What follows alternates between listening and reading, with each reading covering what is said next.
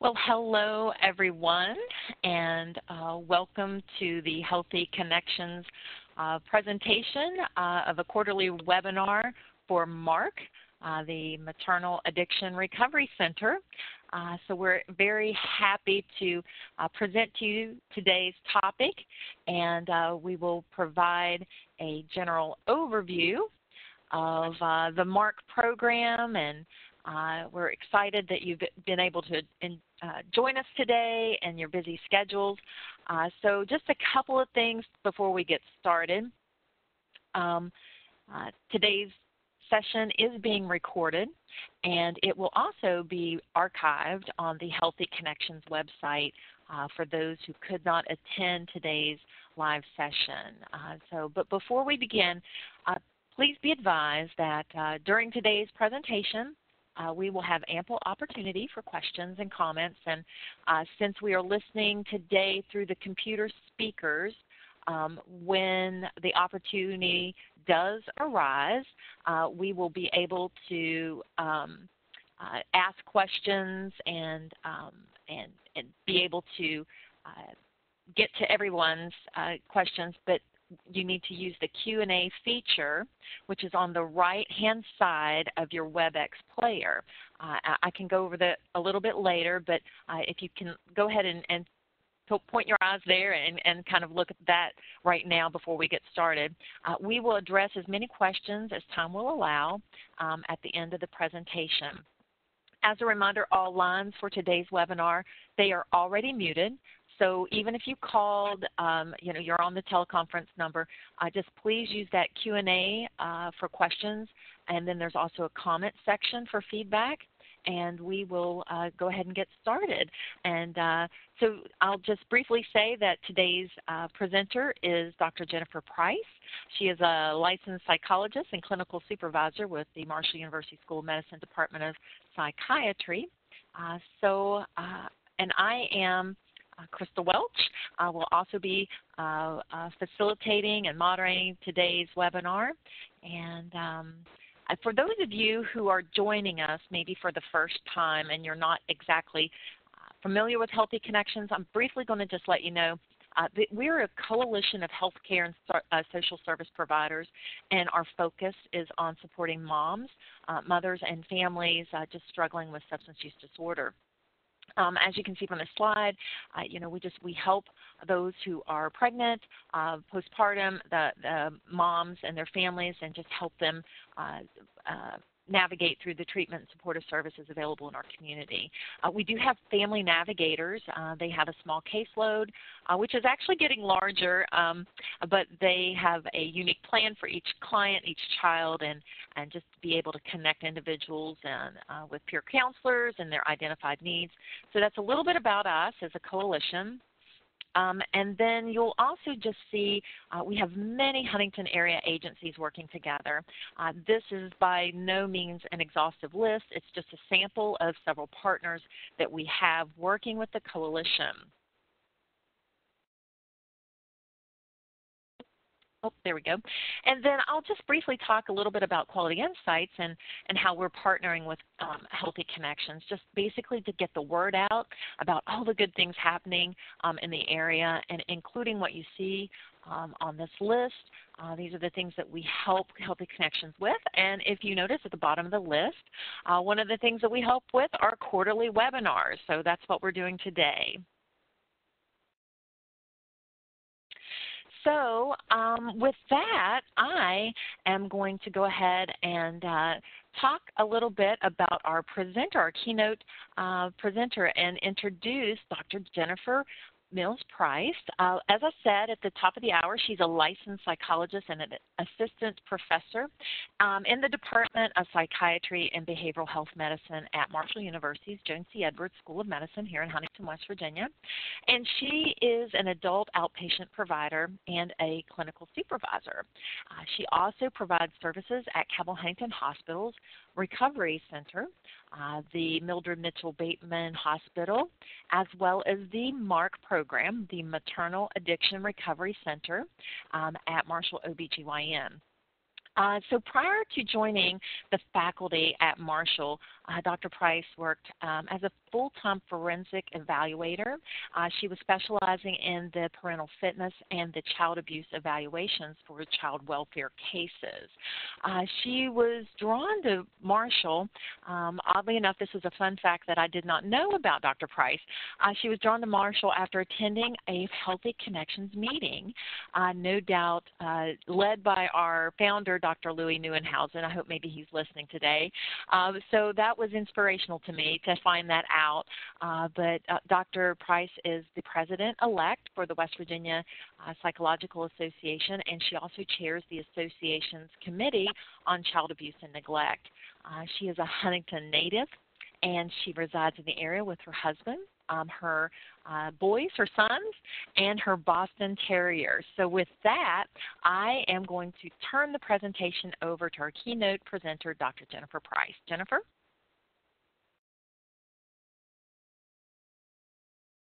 Good afternoon, everyone.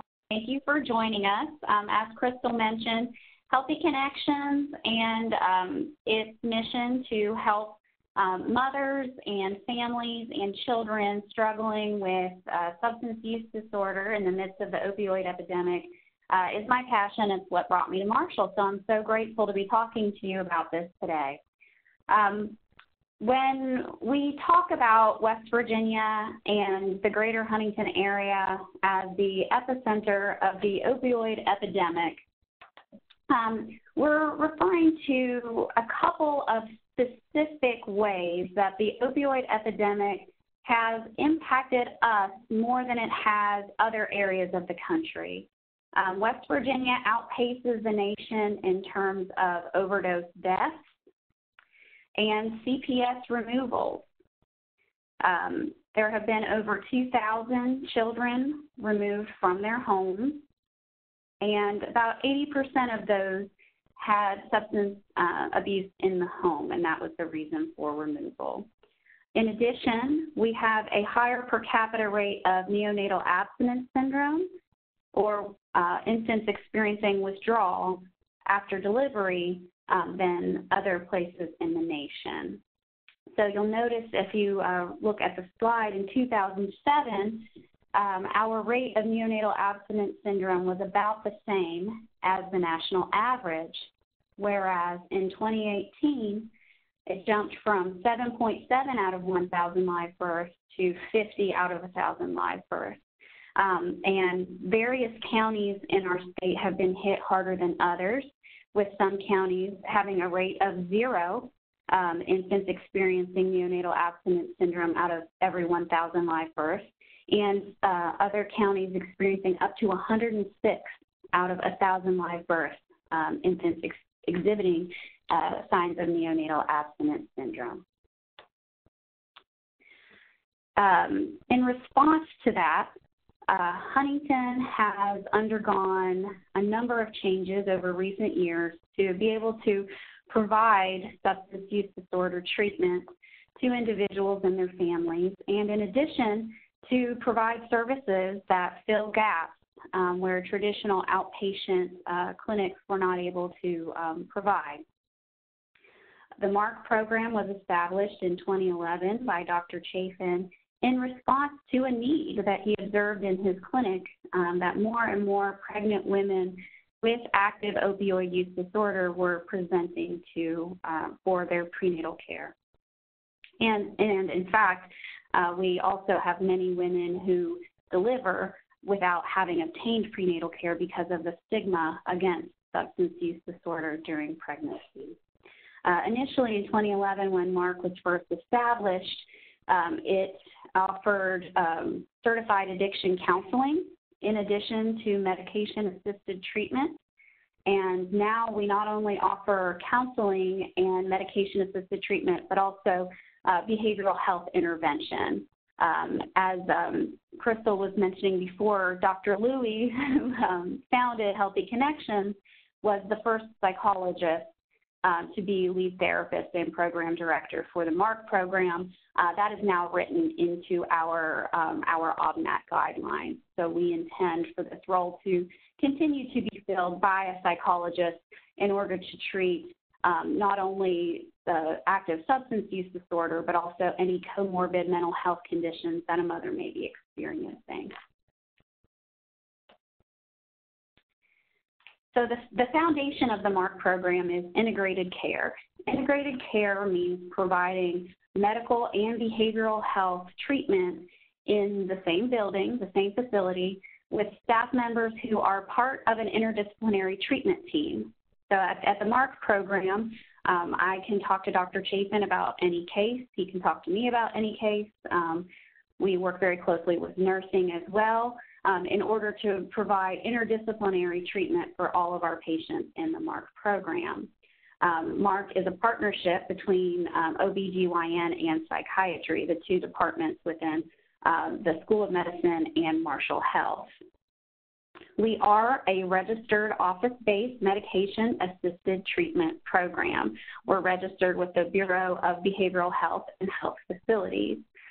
What that means is that we meet certain guidelines put forth by the state in order to say that we provide comprehensive care for individuals who are seeking medication-assisted treatment for primary opioid use disorder. We prescribe Subutex, buprenorphine product. We do not prescribe methadone product here at MARC. Our clinic is physically located in OBGYN on the 4th floor of the Marshall side of Cabell Huntington Hospital. Our patients are seen for their routine prenatal care. If they are regular risk, they will see residents who are training closely under the faculty here in the Department of Obstetrics and Gynecology. If our patients are high risk, which could be completely unrelated to their substance use disorder, they will be seen by one of our maternal fetal medicine specialists, and I'll introduce them in the next slide. A therapist is always co-located here in OBGYN during MARC hours. We provide individual and group substance abuse counseling, and as I mentioned before, we screen for comorbid behavioral health conditions. If it is something that can be treated here at MARC, such as depression, we will work to have that stabilized here while they're in the program. If they have more serious behavioral health needs and they need to be seen by a specialist, for example, psychiatrist, to prescribe their medication as opposed to an obstetrician, then we will make referrals to make sure that they get the best care that they can possibly have so that they will be stable throughout their pregnancy. Here I wanted to introduce our maternal fetal medicine specialist, our medical director, David Chapin, Kelly Cummings. I also want to note that Dr. Cummings is the medical director for one of our sister programs who will be featured in a future Healthy Connections webinar. And our newest maternal fetal medicine specialist, Dr. Cottrell.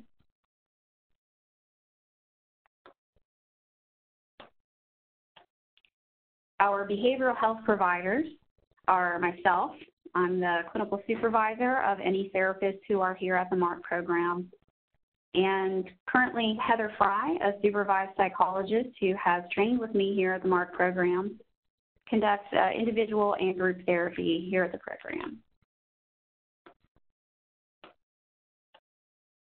Other members of our interdisciplinary treatment team are OBGYN residents who are providing services under the supervision of attendings here at the department, nursing staff, PsyD students. We accept appropriately qualified fourth-year PsyD students to participate in providing therapy services. We also involve social work students. And family navigators are an essential part of our interdisciplinary treatment team. And as you know, family navigators fall under the umbrella of Healthy Connections. They are not employed by OBGYN. I like to refer to our family navigators as freelance case managers because they follow our mothers and their families regardless of what program they might be receiving treatment in. Traditional case management, if you are a client at a community mental health center and you have a case manager, but you leave that provider to go on to another treatment provider, you lose your case manager. Family navigators are able to follow the family and to connect them with any resource that they may need in the community. So they're a very important part of our interdisciplinary treatment team. They come to our grand rounds and share how patients are doing in different areas of their functioning. We also would not be the program that we are without our community partners. We have partners that have expressed interest in sharing details about their programs with our participants in our program. For example, Birth to Three, WIC, Project Hope, several other partner sites that work with our population will usually come in for a visit, describe their program, and get a chance to interact with program participants. Participants are much more likely to seek out those services in the community if they're able to put a face with a name. We also have an in-house Aetna case manager who is co-located here in OBGYN, and we're able to approach her with any needs or to have questions about coverage. She is Johnny on the spot with that. Why integrated care? And again, what I mean by integrated care is that the substance use disorder treatment, the prenatal care, and the behavioral health treatment are all occurring in the same office with members of a treatment team who are able to communicate freely with one another. Why is that important? Well, particularly in 2011 when MARC was established, there was a lack of access to MAT providers for pregnant women. Many obstetricians were not willing to prescribe buprenorphine. And conversely, office-based MAT providers, such as a traditional outpatient substance use disorder clinic, were not always comfortable treating pregnant women because of the stakes are a little bit higher when someone's pregnant. You're not only affecting their physical health, but also the health and well-being of the life that they're carrying. In addition, with community-based programs, some 12-step groups were not comfortable for pregnant and newly parenting women. So certain meetings, AA meetings, AA or NA meetings, excuse me, in the community, when they are have a large proportion of male members or people who are been attending the same meetings for long periods of time. Everyone is very comfortable with one another. It can be very difficult for a woman who is obviously showing and pregnant to enter into that type of environment. And in addition to that, some 12-step groups stigmatize individuals who are on buprenorphine, who are in a medication-assisted treatment program. In addition, pregnant women may not seek out or may delay seeking out substance use disorder treatment because they're afraid of Child Protective Services, afraid of losing custody of children in their care and losing their infant that they are pregnant with. They may not have funds available for substance use disorder treatment or MAT treatment. Fortunately, this is something that seems to be on the mend, and we see more and more moms who their medical coverage will cover substance use disorder treatment, including MAT or buprenorphine. However, lack of transportation to and from appointments is still a major issue for a lot of our participants and other pregnant women with substance use disorder. With the integrated care model, however, we are able to treat people without having them go multiple places to get the same treatment that they need. There are opportunities and challenges with an integrated care model. One opportunity is that pregnant women tend to have more contact with the healthcare system than non-pregnant women. So there's more ability to have influence, more ability to monitor their behavioral health needs, more ability to increase individuals' motivation for substance use disorder recovery, because they tend to be at the doctor's office more often, especially the further along that they are. Pregnant women are more likely to have insurance coverage, and pregnant women tend to be highly motivated. I would say if I could have one stereotype about our moms that I would like for you to leave this webinar knowing, the stereotype that pregnant women who have substance use disorder just don't want to get clean, too lazy, don't care about their baby, that's absolutely false. I have seen women move mountains for their child that they're expecting. However, substance use disorder treatment is not something that we can just will away or wish away. It is a real medical issue, and our moms benefit from treatment. Some challenges inherent in the integrated care model is that we need cross-training between obstetrics and behavioral health.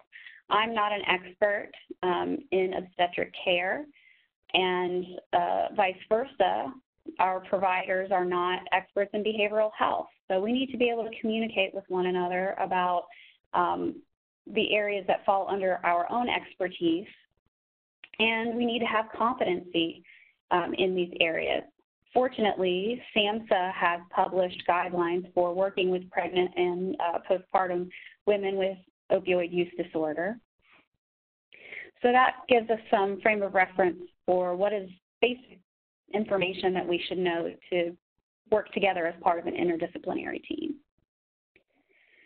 The stigma of behavioral health treatment and substance abuse treatment in a traditional OB setting, a lot of people may be uncomfortable with the idea that we are, in quotes, running a Suboxone clinic in a traditional obstetric clinic. However, there are a lot of opportunities for the mothers in our program to show nursing, front desk staff, et cetera, who may have less experience with individuals with substance use disorder, that people really can get better and do get better with appropriate care. And stigma is really only a hindrance to people getting better.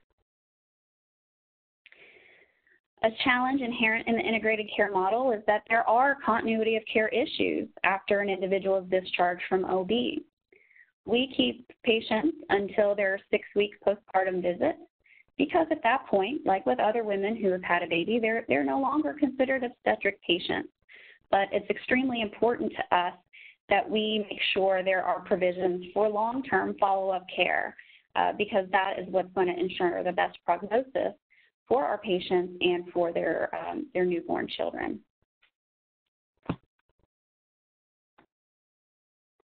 An important part of treating women with substance use disorder is to meet moms where they are. You may recognize this graphic in front of you as the stages of change model, starting with the top, the pre-contemplation stage, going clockwise down, contemplation, preparation, action, maintenance, and relapse. Relapse is a part of change. That doesn't necessarily mean that every individual who is currently in active recovery is going to relapse. However, it is part of the cycle, and it's something that we have to deal with as a reality of treatment. The methodology that we use for an individual person is going to depend on where they are. If they are in pre-contemplation and they are only in this program because they discovered that they were pregnant, but were not ready to change until they discovered that they were pregnant, we're going to focus more on consciousness raising. That's where some of our community partners come in, because they can come to group and share about different things that might be available to them that they didn't even realize they needed help with. And so through that process, they may become more aware of a need to change and the idea that there's help out there. If an individual is more contemplative, they're already thinking about change and their need for change, we focus on treatment engagement strategies. So we use motivational interviewing, which is an evidence-based practice that helps individuals identify what are their values and their goals, and how is their current behavior taking them further away from their goals. How could change move them closer to their goals? If an individual is in preparation and action, we work to help them to develop their coping skills. For many individuals with substance use disorder, using substances is a means of coping with unwanted emotions, for dealing with relationships, or even pain. Many other ways that substances are used as a coping strategy for different things that they may be experiencing. So we try to teach new coping skills that people can start to integrate into their repertoire. As individuals are in action and maintenance stages, we work to develop a written relapse prevention plan that the person can keep with them. A relapse prevention plan outlines specific things that the person may notice has led to a relapse for them in the past, people that they can contact, or coping skills that they can use if they notice that those warning signs are coming. And if individuals are in maintenance, long-term maintenance, we work to get them more involved with our community partners. For example, having a family navigator that can move with them from this program to their next program, going to peer support meetings in the community. We want to make sure that they have a support system for when they leave us. They have some supports to help them to continue their journey of recovery. And with relapse, we kind of start from the beginning.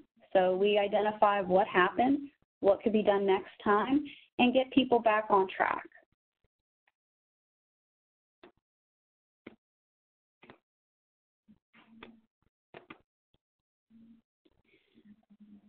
As I mentioned before, we are an OBMAT registered program, so we follow those guidelines as well as Medicaid guidelines for a medication-assisted treatment program.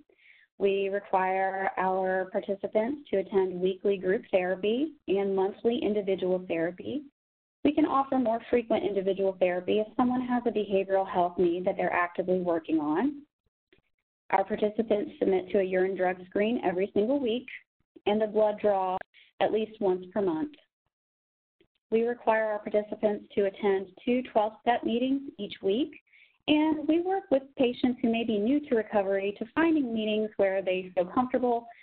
We also will allow participants to attend some meetings online if it is a recognized program that offers confirmation of attendance. We require that our participants attend all of their OB appointments and referrals. We want to ensure that they are getting the best prenatal care that they can. And we will work with patients to increase the likelihood that they are going to attend appointments. We find out what are the barriers, how can we make it so that this person is going to be receiving the care that they need.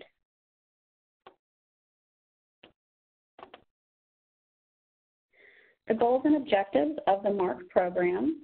Our number one goal is to help our patients maintain a healthy pregnancy with minimal complications. We do this by reducing polysubstance use. So we want our patients to eliminate all substance use aside from their prescribed medication. We encourage routine prenatal care using contingencies if needed. What this means is that someone may receive a partial prescription if they are routinely missing their prenatal appointment.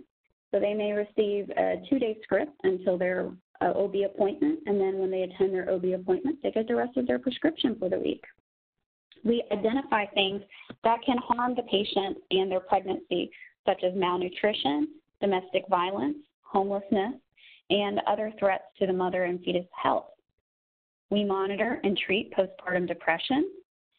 And a new intervention that we are able to offer, which I'm very excited for, is that we are offering PrEP for HIV prevention. So for all of our moms in our program, particularly if they have a history of IV drug use, we want to make sure that they are on a prophylactic medication to prevent the spread of HIV.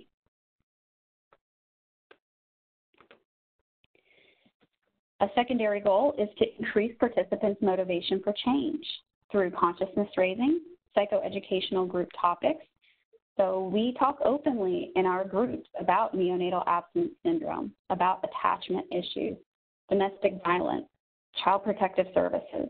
These are all realities that our participants are going to have to face, and so we want them to know what's going on and what their options are. We also work toward reducing stigma. We encourage sharing by group members. Participants can enter our program at any stage of pregnancy. Some come in that first 6 to 8 weeks when they newly discovered that they're pregnant. Others come closer to 20 weeks. They may not have known that they were pregnant until further along. And so we like for participants at different stages of their pregnancy, at different stages in their recovery, to be able to share one another. An individual who has come into this program who had a period of established recovery, so perhaps they were receiving Suboxone treatment on an outpatient basis, had several years of a very sober lifestyle under their belt before they became pregnant and then entered the MARC program. We like for them to be able to share with some of the group members who are maybe earlier in their recovery. We also want members to connect with peer recovery coaches.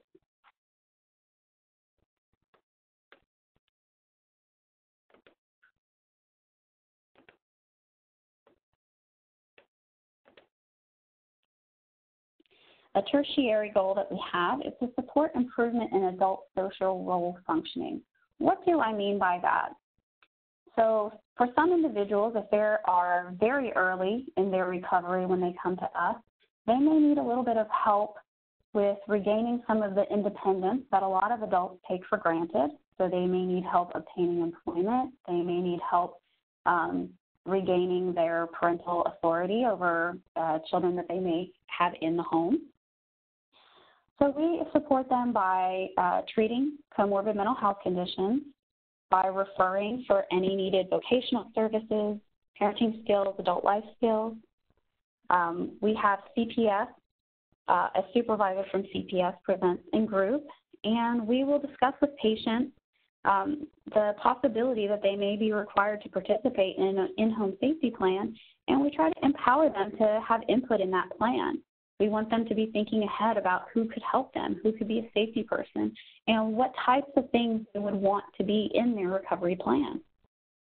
We encourage community partners to present in group, and we also use the coping skills that we teach in group are from dialectical behavior therapy for substance use disorder.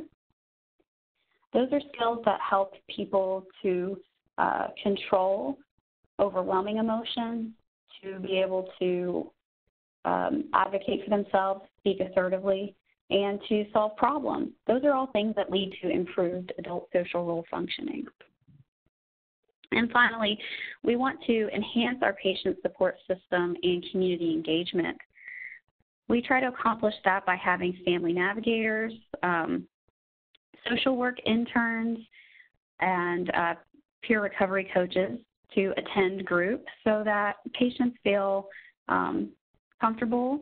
They get a chance to kind of check out folks before they decide whether they want to ask them for help or work together toward a goal.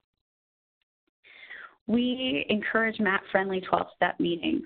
So we try to direct people toward meetings where they may feel more comfortable, meetings where we know other patients have had success.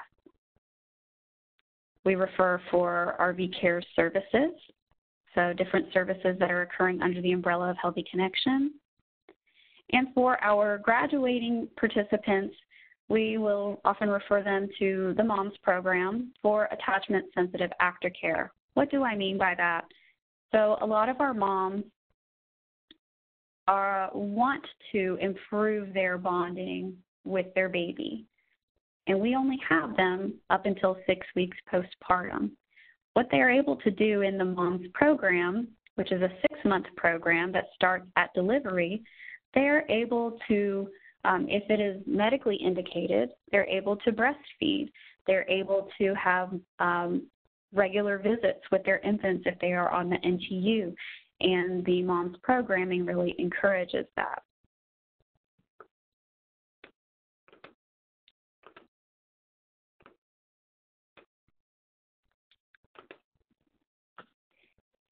Here is a visual representation of how these different agencies or organizations that I've talked about today are connected with one another. On the left-hand side, you will see MARC is really just one program that is able to refer back and forth with the Family Navigator services. We also have our sister program, MOMS, Recovery Center's MAP program, Valley Health's MAP program, and DHHR is also able to refer to specialty family navigators.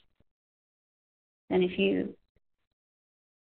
your eyes follow to the right toward that family navigator circle, family navigators are then able to refer patients wherever they may need to go, wherever there is a need in their adult social role functioning. So they may refer them to WIC for supplementary nutrition, employment specialists, MAP-friendly meetings, peer recovery coaches, birth to 3 services for their children, River Valley Cares, the Kids Clinic, and other Healthy Connections partners. If you visually go to the left, upper left from Family Navigators, you will see the services that work with our participants' newborn children, the Neonatal Therapeutic Unit, Lily's Place, and the Ronald McDonald House. The Ronald McDonald House allows parents whose children are still in the NTU to stay overnight to be able to have regular, consistent visitation while their infants are in the NTU. Who can be part of MARC? Well, for patients, any pregnant patient with primary opioid use disorder who's interested in medication-assisted treatment can come to the MARC program. We prescribe buprenorphine. An individual does not have to be on buprenorphine their entire pregnancy. They can taper, or they can choose to be prescribed Vivitrol. We accept high-risk and otherwise healthy patients.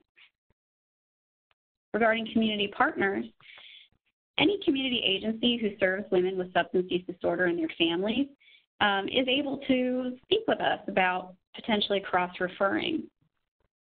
Just contact me if you're interested. We encourage women to refer themselves, but healthcare providers are also allowed to refer patients to the MARC program. You can call 304-691-8730. You can ask to speak to the MARC nurse, to make a referral, to sign yourself up, or for more information. This is my contact information.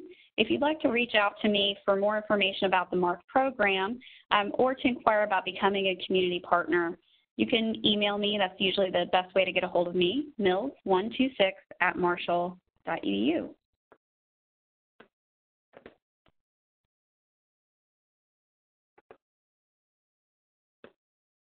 All right.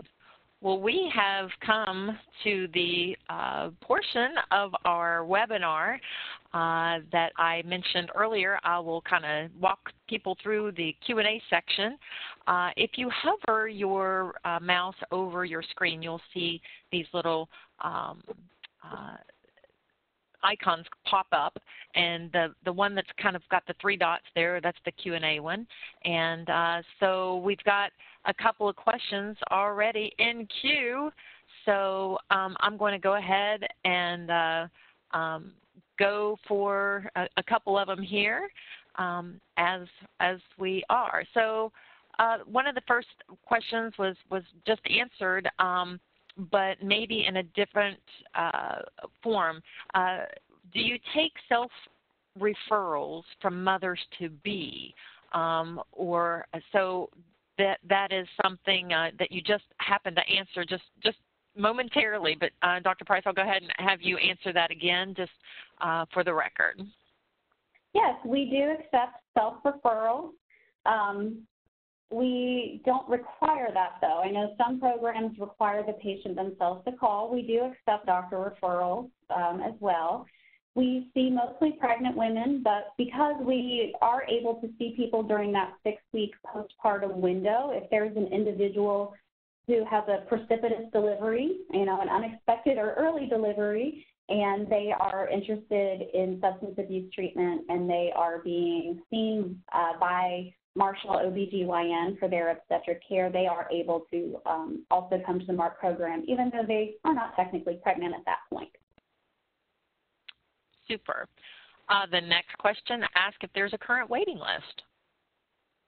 We do not currently have a wait list. Right now we have 2 programs. They operate on Wednesdays. There's a 9 o'clock group and a 1 p.m. group, and we do have openings primarily in the afternoon group. And the next question is actually a 3-part question. Where is the MARC program located? Is this just a Huntington program? What if someone lives in the surrounding counties or Ohio or Kentucky? We are located in Marshall OBGYN, which is on the 4th floor of the Marshall side of Cabell Huntington Hospital in the city of Huntington. We serve the entire greater Huntington area, which, as many people know, includes the tri-state of Ohio and Kentucky. Currently, we are accepting patients from Ohio. We have had some issues with Kentucky, both in terms of their ability to cover substance abuse treatment, particularly MAT treatment, but also in terms of how their child welfare system sees medication-assisted treatment. So at this time, we have been referring individuals from Kentucky to in-state for them programs, but we are currently accepting patients from Ohio and West Virginia, even if they are not from Huntington or Cabell County. Super. The next question asks, you mentioned transportation and other states can be part of MARC. Are there transportation options and or a satellite site for MARC? So we do have, I mentioned transportation as a problem that we have in terms of patients having reliable transportation to come here to the hospital for their appointments. Other states, yes, can definitely be a part of MARC, but they would have to either provide their own transportation or sometimes their insurance will cover non-emergency medical transportation, and our appointments here are covered under that. At this time, we do not have a satellite site for MARC. All right. Our next question says, tell me about the buy-in from the hospital regarding salaries for MDs, psychs. In what ways are you communicating or even partnering with other hospitals? For example, Wheeling Hospital has a similar program, and I'm wondering if there is a space for these organizations to communicate on challenges and opportunities. Okay. So I can kind of try to break this down. This program is a partnership between Marshall OBGYN and Marshall Psychiatry. I do believe that psychiatry specifically receives some subsidy directly from the hospital to psychiatry. My understanding is that is not a guaranteed permanent source of income, but that is something that is currently occurring. No, they do not pay my salary, nor do they pay the salaries of any of the medical providers for this program. In what ways are we communicating with other sites that have similar programs? So we are, we participate, and when I say we, I mean myself and Heather Fry, our therapist here. We do participate in MAT ECHO sessions through West Virginia University. It's called the COAT model, Comprehensive Opioid Addiction Treatment. Their COAT model has a maternal program that has some very similar aspects to it, and I do communicate with Laura Lander kind of on troubleshooting some issues that are common among this population. We don't specifically have a relationship with Wheeling Hospital. That's something for me to look into, and I'm happy to do that. And as far as having a space for the organizations to collaborate directly, right now that doesn't particularly exist. I would imagine that through vehicles such as the MAT ECHO program, which for those of you who are not familiar, it is a kind of a teleconference that occurs weekly in which any individual who is operating a MAT program in West Virginia, specifically people who have worked on coat expansion programs, but in fact any individuals who are operating MAT programs in West Virginia are able to jump onto this teleconference weekly, and we do kind of a group supervision where we talk about cases, we talk about specific barriers that we may have. It is not specific to pregnancy programs, but we do, as I mentioned, WVU has maternal programs, so we are able to communicate with some other folks that do see pregnant women. I would also say that through Drug-Free Moms and Babies, we are able to indirectly know what's going on in terms of other funded projects in West Virginia, but as of right now, we don't have a centralized, say, group supervision or teleconference just among ourselves. Super. Thank you for that answer. The next question says you mentioned connecting to a peer recovery coach. Do you have access to a peer recovery coach? Sure. So our previous recovery coach moved on to bigger and better things, which is a positive thing. We work together with Marshall Health Addiction Sciences program. They are currently filling positions for 2 peer recovery coaches, at least one of whom will spend some time in the MARC program. Several more questions are coming in. Okay, so does MARC does MARC offer parenting classes? So we do not offer on-site parenting classes. Parenting classes, it's one word that describes a whole bunch of different things. As of right now, Marshall Health does not have a socially necessary services provider who would, for example, be able to offer parenting classes that would count toward a CPS safety plan, for example. We don't have that in-house yet. I know that River Valley Cares is interested in offering some kind of discrete, for a specific length of time, some parenting classes. I don't believe that those have been launched yet. The short answer, though, is we do not offer parenting classes. 3 more questions. You mentioned education services for the family. Is that just for MARC families, or can grandparents come too? So that's really on a case-by-case basis as far as offering education for families. So that would fall more under family therapy. If an individual MARC patient wants help explaining, for example, neonatal abstinence syndrome to their romantic partner or to their own parents so that they can get some support, we would do that on a case-by-case basis under family therapy. I believe in the past we did offer somewhat of an orientation for families, and those would be family members that the MARC patient would identify as being support persons for their care. So right now we're not offering that orientation, but that would only be for MARC families. The next questions ask what the cost is.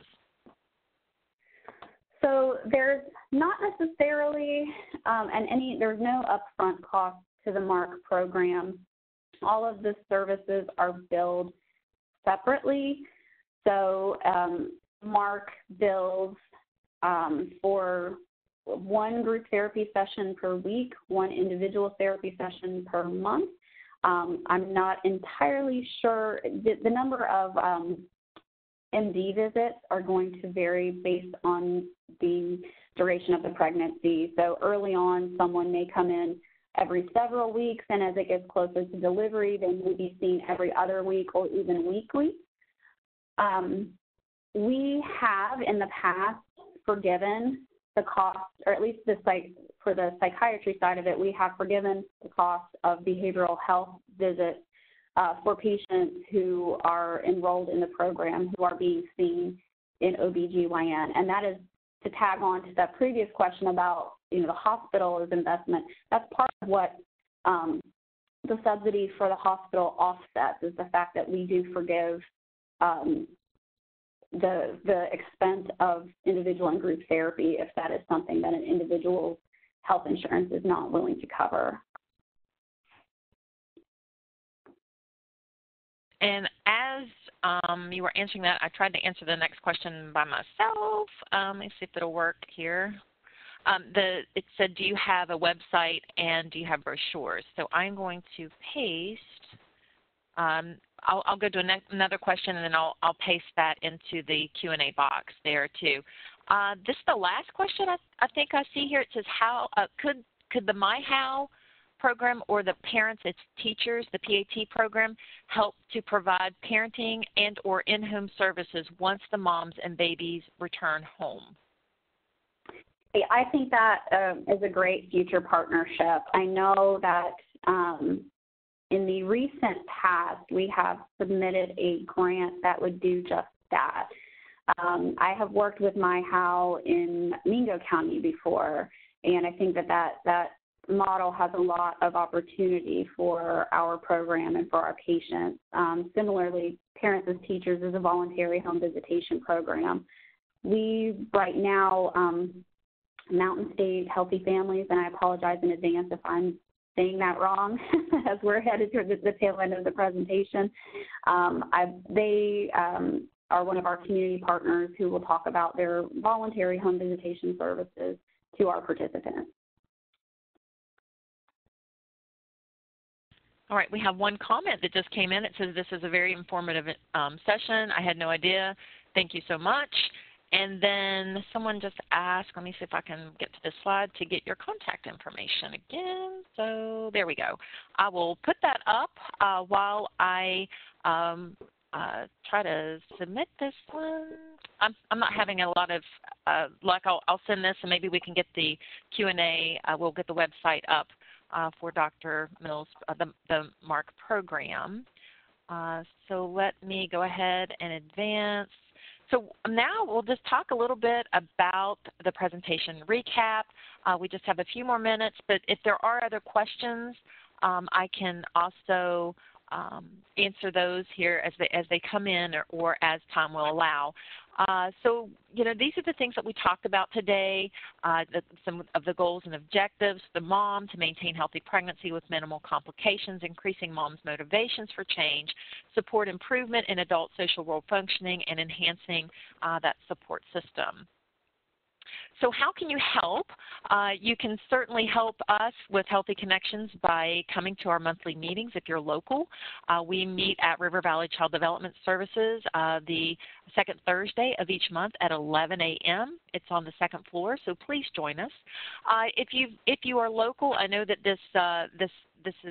there are several people not local, but if you are local, you might be familiar with the Addiction is Treatable billboards, bus boards, different things that you're seeing around town. So one of the things that we're doing right now is to try to have some stigma awareness associated with SUD or substance use disorder. So we just encourage person-first language. Using substance use disorder is one of those person-first language things that we're trying to rein home, so to speak, and avoiding use of words such as drug baby or born addicted versus substance exposed. And so we have some of that information on person-first language and how words do matter. So you can help us by using that language. We have plenty of RAC cards. Our partner that was spotlighted last webinar was RV Cares. We have those RAC cards. We have RAC cards that, as you see to the right on Healthy Connections. We have them on our Kids Clinic. So have also been a previous webinar. And now we have the Words Matter one with Person First Language. So please contact us if you would like to display our RAC cards, if you have information or you want to use them. And then also a shameless plug to like us on Facebook. We do have another question that has popped up. How do we access the PowerPoint webinar after this is over? We will be posting it probably in the next day or so on the Healthy Connections website. So if you are not familiar, it's www.healthyconnectionswv.org.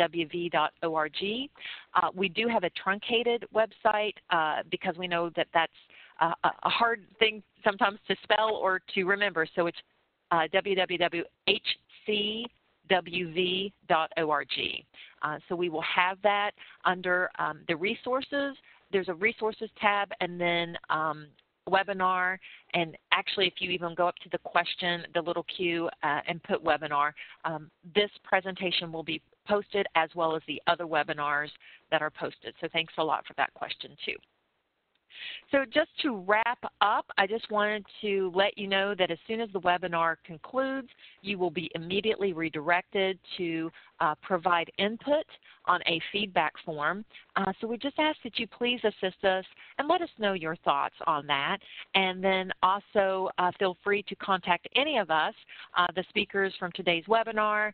Contact us on the website or on Facebook or on our emails listed on this slide.